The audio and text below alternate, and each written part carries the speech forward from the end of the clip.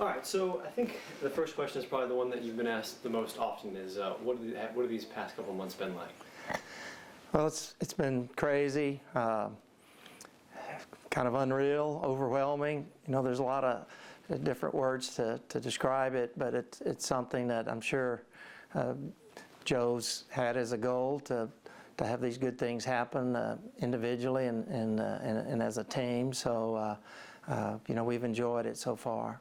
And for yourself, what was the adjustment like going into retirement and getting a chance to be there every single game now?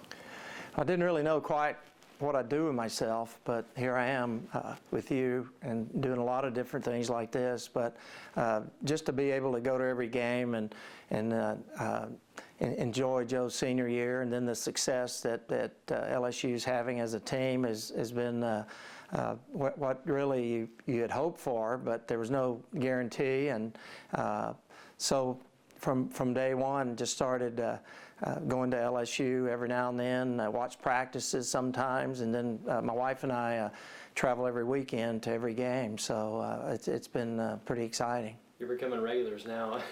Yeah, frequent flyer miles, putting miles on my car, all the above, and the journey continues. I heard you say, I think it was the interview with LSU, that this journey that Joe's been on has brought your family closer together.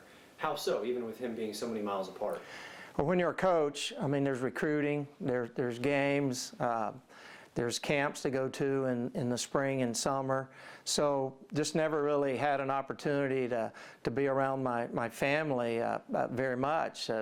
My son Jamie lives in Omaha, Dan lives in Houston, my parents are down in Mississippi, sister in Houston and brother in Virginia. So, and then Robin's parents are all and family are all in Nebraska. So just only maybe about a week out of the year do we all get together in Florida for many years, kind of a family vacation.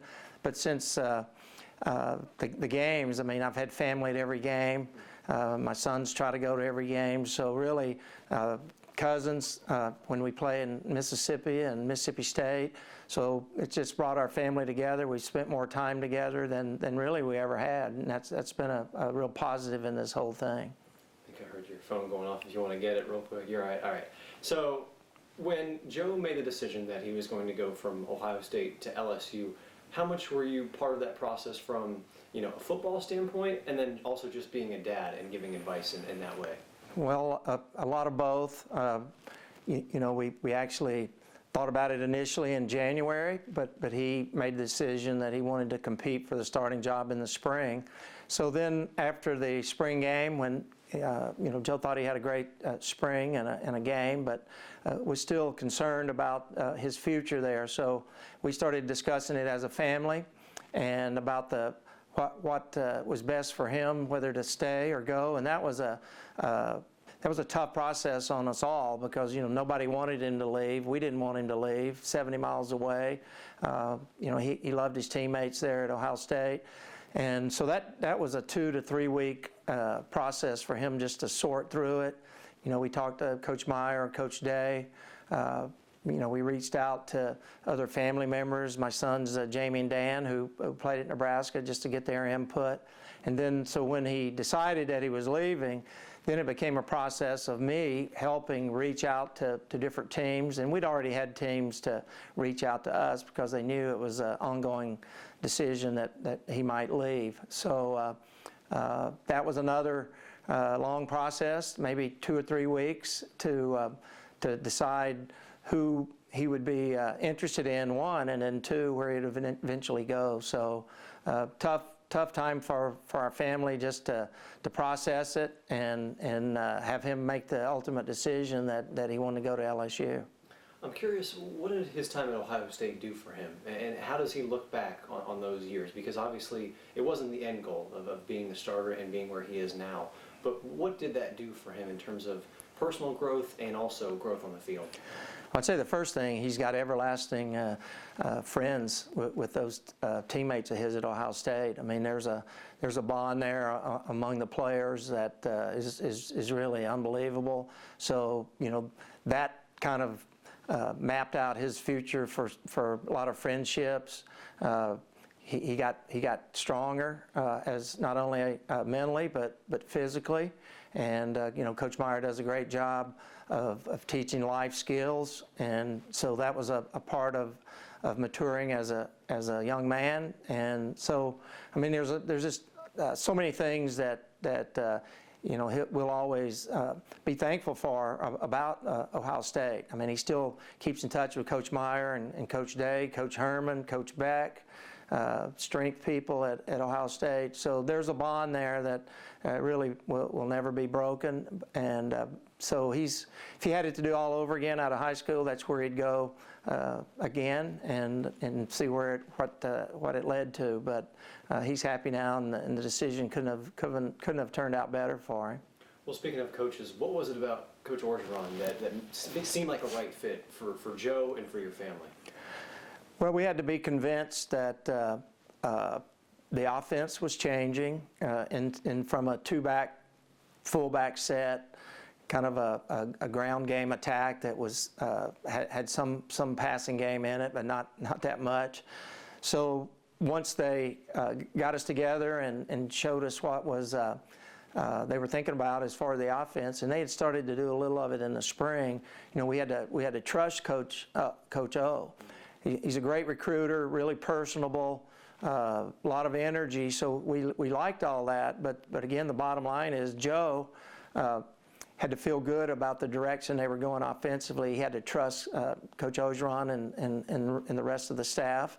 And then we had to feel comfortable with that also, and trust Coach O. So that was the main thing. But he did a great job.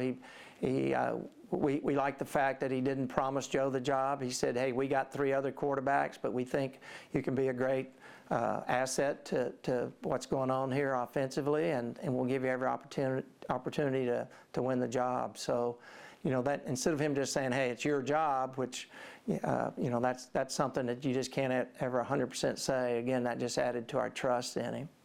So when it comes to that first season, what do you think that he learned? Because obviously it was a good season. From Joe's standards, probably not what he wanted to accomplish, but a Fiesta Bowl trophy. What do you think he got out of that first year that helped lead to where we are now? Well, I guess that's the one thing that some people really forget about. They did win 10 games. They won a New Year's Six Bowl. He was the MVP in the Fiesta Bowl. So there was a lot of positives. But it was an ongoing process to change the offense to what you're seeing today. It wasn't going to happen overnight. We knew that. Joe had never been under center before, which was a big part of the LSU offense, so he had to get accustomed to that. He didn't get there until the summer, so he didn't even have spring ball. So it was just a ongoing process, and to play in the SEC, that's a tough challenge if you've been on a team and you've been doing the same offense for 3 or 4 years. So, but he had just gotten there, and he's playing Alabama and Georgia and people like that. So he took his bumps and bruises along the way, but I think the main thing is he developed even more of a confidence that he made the right decision, and that also he was good enough to help carry LSU to a championship once they got everything in line. You're a defensive guy, but can you remember in your time coaching or watching football where an offense has changed so much like LSU's have in such a short amount of time, right? Yeah, I mean, it's amazing. I've been on a few staffs that changed offenses, but to see the end result this year after really just starting it in the spring is amazing. They hired Joe Brady as the passing game coordinator, but then Coach Ensminger was still the quarterback coach and the offensive coordinator. An older guy and a very young guy, and it just doesn't happen like that very often, because their chemistry, their belief in each other has been unbelievable to mesh like that and work together. And I don't think Coach Orgeron gets the credit that really he deserves too, because nobody else was trying to hire Coach Brady. Nobody else was going to try to mix in the New Orleans Saints passing attack with what they do at LSU. So there's a lot of credit to go around there, and it's been special to watch their progress. Speaking of coaches and continuity, you're obviously at OU for a long time. You don't see a defensive coordinator stay for several years, let alone 14. Was Joe part of that reason that you stayed in Athens? Because I'm sure you could have taken another job. Yeah, we had some opportunities, but once we got here and started having success, that played a part in it. Working for Coach Solich, who's great to work for. He allowed us to have family time. I went to almost every game of Joe's in high school, which is unheard of. And then once he got to that 9th grade, we pretty much made a decision that we weren't going anywhere. And so that ended up being, how come we're here 14 now, 15 years. But Joe loves Athens, the Plains, which is where we live, and he's a big fan of the Bobcats, and you know, this is his home. I mean, we moved here when Joe was in the 3rd grade, and he'll always consider this as his home, even though he's was born somewhere else. He lived other places, but what he remembers is as Athens, Ohio. It's interesting because, you know, Joe will always think of this as home, and it will be his place, and now the town's kind of taken on that personally as well. Like, Joe is now ours. What's it like to see the town embrace him, and how has the town changed since Joe went to LSU?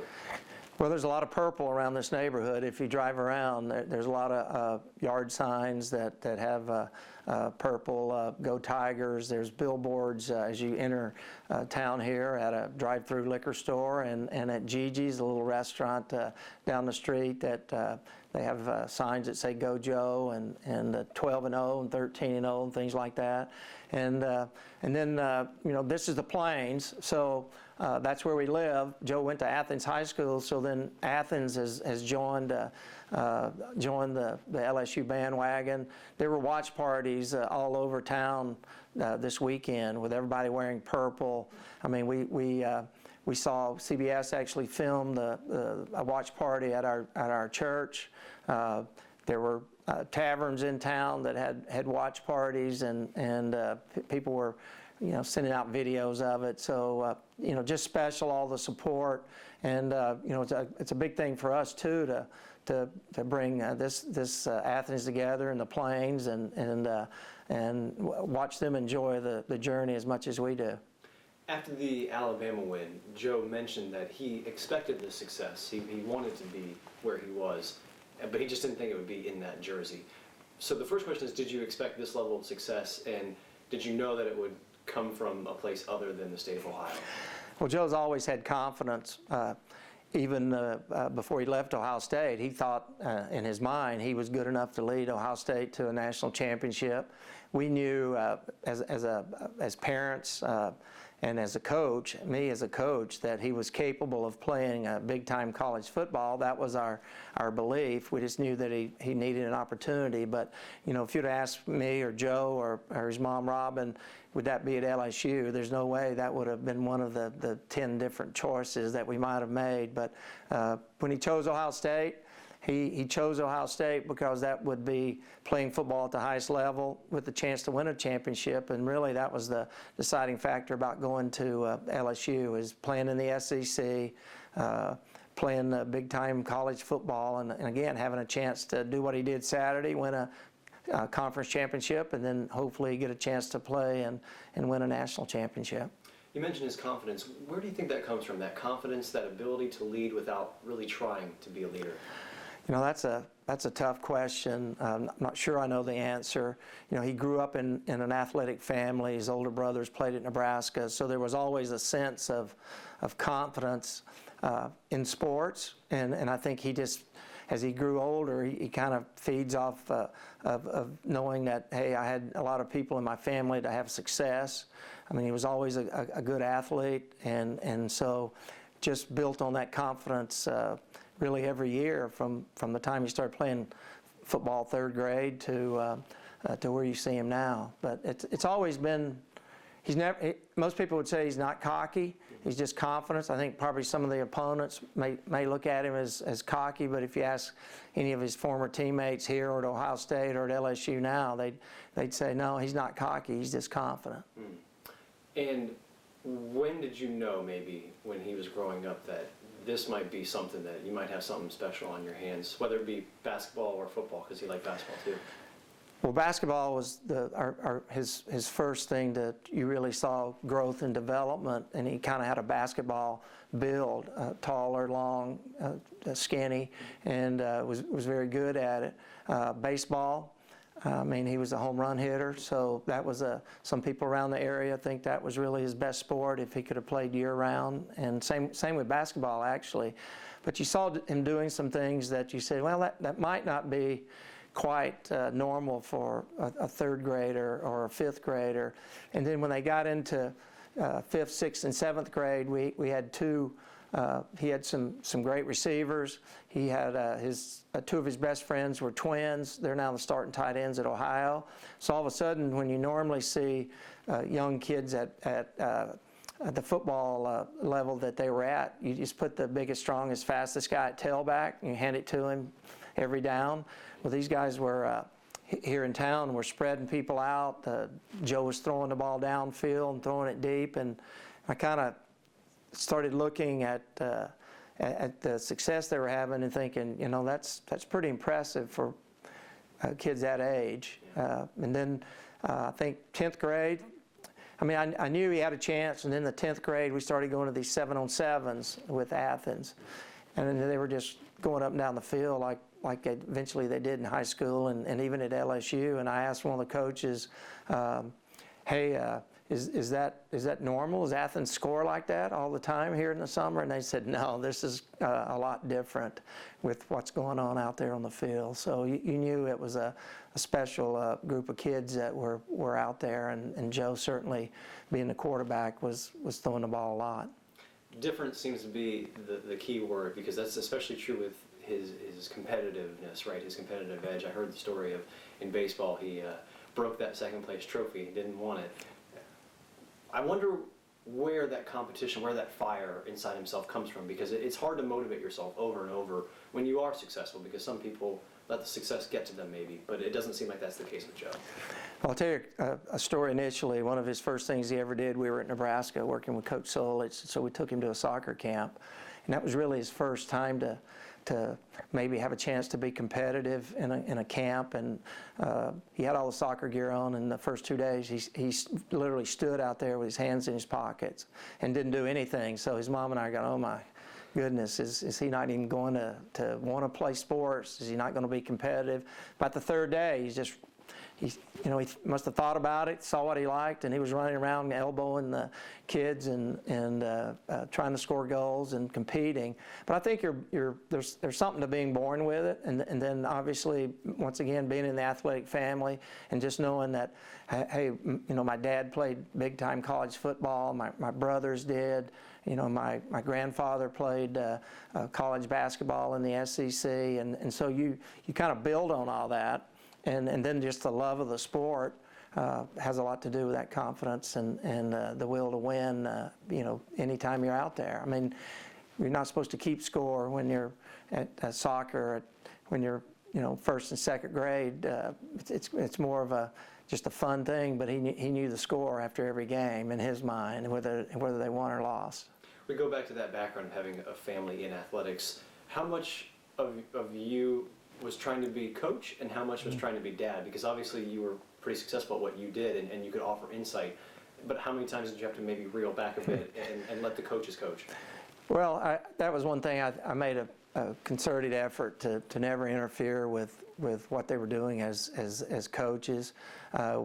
We might watch whether it was third grade or 11th grade, we would maybe watch his game film, and I might point out a few things, but I didn't make him do it. I'd say, hey, I'm going to watch your game, if you want to watch it with me, and most of the time he did. I didn't try to be real critical of how he was doing different things, and I would just point out, probably more so on defense, hey, why did you throw this ball into that coverage? And I still do that.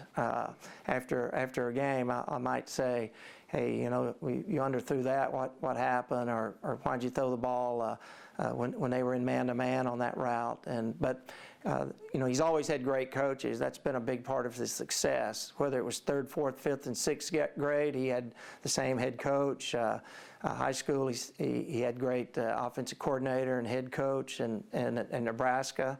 I mean, when we were there I was working with Coach Solitz, again, another chance to be around a lot of good coaches, but so there was enough people to give him advice and things like that. And even you ask about Ohio State, what he learned there. I mean, he had great coaches there, so his technique improved, his footwork improved, his arm strength, all those things improved, and those are things that I really didn't have I didn't know enough about it, expertise to really do that. So I would have been not qualified to do those things. I was more qualified to say, hey, the coverages you're looking at and those type things. On the expertise level, though, it seems like the IQ has always been there. Maybe it's gone up through the ranks, but it seems like even at a young age, that IQ, that football knowledge was there.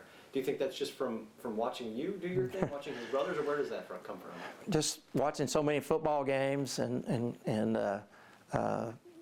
knowing that you have to be smart to be a quarterback. So I think there's some truth that he had a coach for a dad, but I mean he wanted to learn football, and so he was always soaking it up, whether he was on the hill at Ohio University watching the Bobcats or in the stands at the bowl games, and so he loved to watch football and study it, and so that's all kind of interwoven into what you see as far as football intelligence out there now.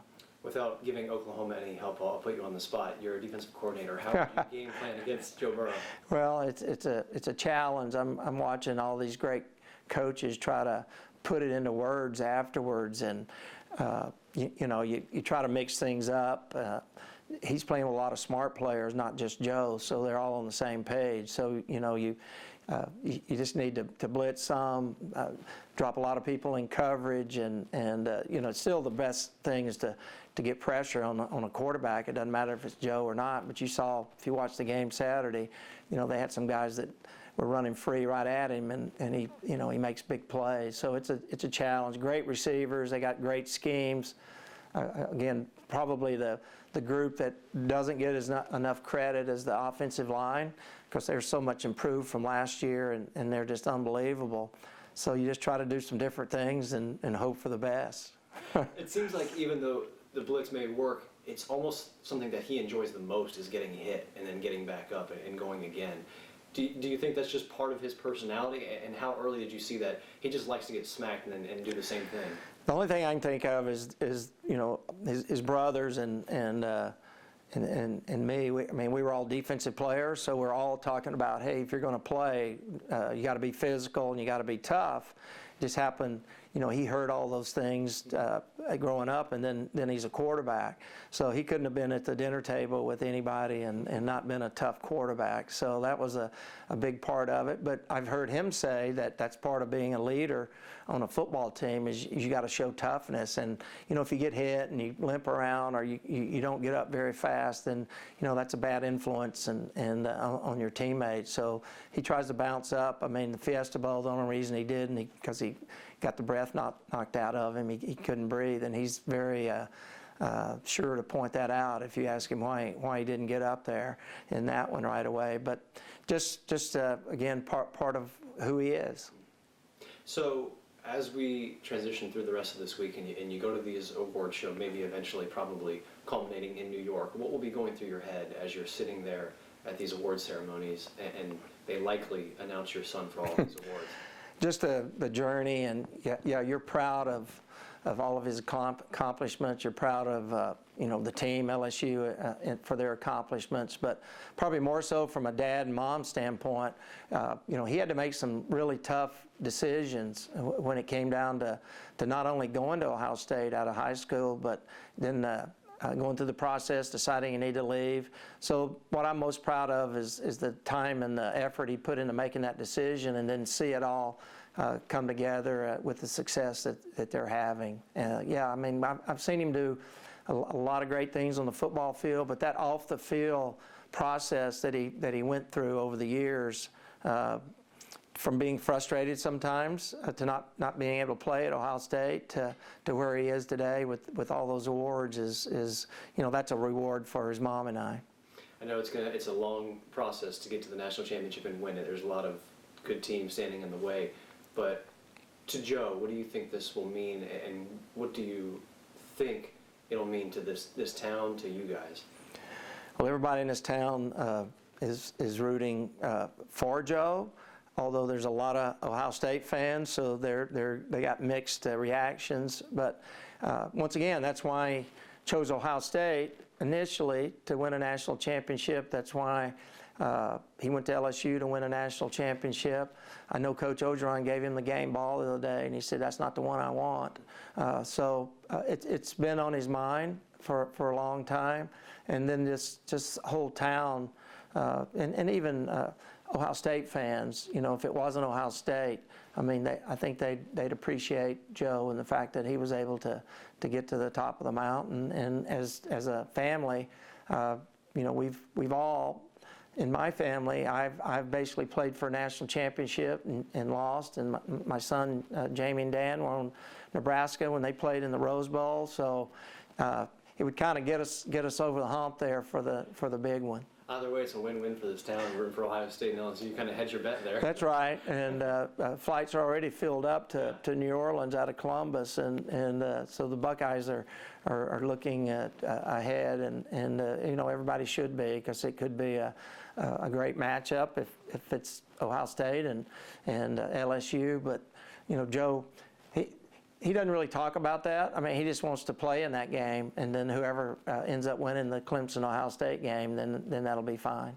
You talk about stars aligning. There could be maybe two more, right? So you win the national championship. That last one is Cincinnati Bengals could have the #1 overall pick, and they're in need of a quarterback. That's right. I mean, how do you describe that? The Cincinnati Bengals, the hometown team that I'm sure you guys grew up watching, and maybe he's even a fan of, or I don't know what the case is, but that he could play 2.5 hours, 3 hours away in the same state where he grew up. Yeah, I mean, that's again part of the dream that you probably can't even put into it. I mean, nobody dreamed that you could possibly play football, or Joe could possibly play football that close to home.